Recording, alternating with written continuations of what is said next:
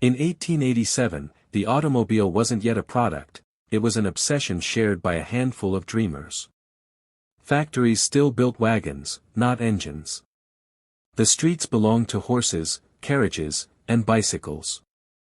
The word automobile itself was still a novelty.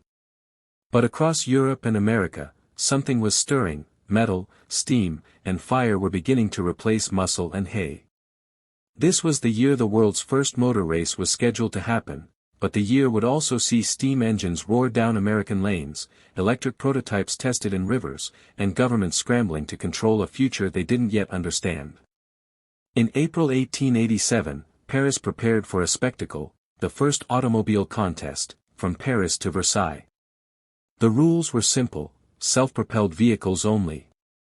The organizer, a visionary named Félix du Temple, wanted to see which new invention could truly travel without horses. But when race day arrived, the Grand Boulevard stood nearly empty. Only Émile Roger, a French importer of Carl Benz's cars, showed up, driving a Benz patent motor wagon, built under license. He rolled off alone, the crowd cheering, the engine popping and hissing. No rivals, no trophies, but history recorded it as the first automobile race, even if the winner ran unopposed. That demonstration proved something greater. France had seen its first gasoline car in motion. Meanwhile in Mannheim, Germany, Carl Benz was refining his dream. A year earlier, he had built his first patent motor wagon, the three-wheeled contraption that changed transportation forever. But in 1887, he introduced the Model 3, with improved chain drive, larger wooden wheels, and a smoother single-cylinder engine producing a fraction over 1 horsepower. These weren't production cars, each was hand-built, ordered by wealthy patrons curious enough to own one.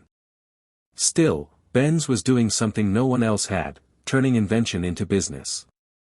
Not far away, Gottlieb Daimler and Wilhelm Maybach were locked in their workshop in Cannstatt. Their obsession wasn't the car yet, it was the engine. The pair had built their first, high-speed, gasoline motor in 1885, but by 1887 they were installing it in boats and carriages, fine-tuning its power. They called it the grandfather clock engine for its upright shape. Small, compact, and capable of 700 revolutions per minute, it was the world's first truly practical high-speed internal combustion engine. The following year, they'd fit it into a four-wheeled carriage and drive into history, but in 1887, they were perfecting the heart that would soon power everything. While Germany advanced with gasoline, in America, the frontier still loved steam. Inventor Sylvester H. Roper of Roxbury, Massachusetts, was already famous for his steam velocipede, a two-wheeled, coal-fired motorcycle. By 1887, he was building steam carriages, capable of reaching 25 miles per hour, decades before the Model T. Roper's vehicles looked absurd to the public, hissing, clanking, and leaving a trail of smoke, but they worked. His creations proved that steam wasn't dead, it was just waiting for the right materials and fuel. Tragically, Roper would die in 1896, testing one of his own steam bikes, literally going out at full throttle.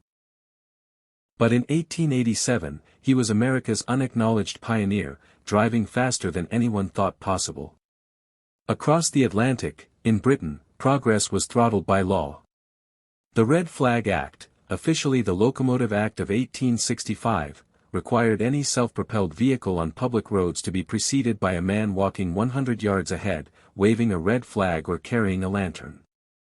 Speed limits: 4 miles per hour in the countryside. 2 in cities. By 1887, steam carriage builders like Charles Randolph and Company and Thomas Rickett had the technology to build working road vehicles, but the law made it pointless. The automobile could not evolve where it was forbidden to move. Britain, the land of the Industrial Revolution, had become the last place on Earth where progress was forced to walk. Engineers were beginning to explore propulsion beyond steam and gasoline. In Germany, early experiments were conducted with electric propulsion, including prototypes later dubbed NE-cars, short for New Electric Car. While the official NE-car program came much later in the 20th century under Mercedes-Benz, the roots of the idea, testing electrically driven vehicles and their waterproofing, were being laid in the 1880s. Some of these trials involved river tests, where engineers examined how electric motors and wiring resisted moisture, an early exploration of what would later make electric vehicles viable. Around the same time, European inventors were experimenting with what newspapers called a motorized steel carriage, an early attempt at replacing wood with metal in chassis construction. These experiments would influence designs for armored and industrial vehicles decades later. In 1887, these were mere sketches and prototypes, but they revealed how inventors were already thinking beyond the carriage, toward the automobile as a machine, not a modified wagon.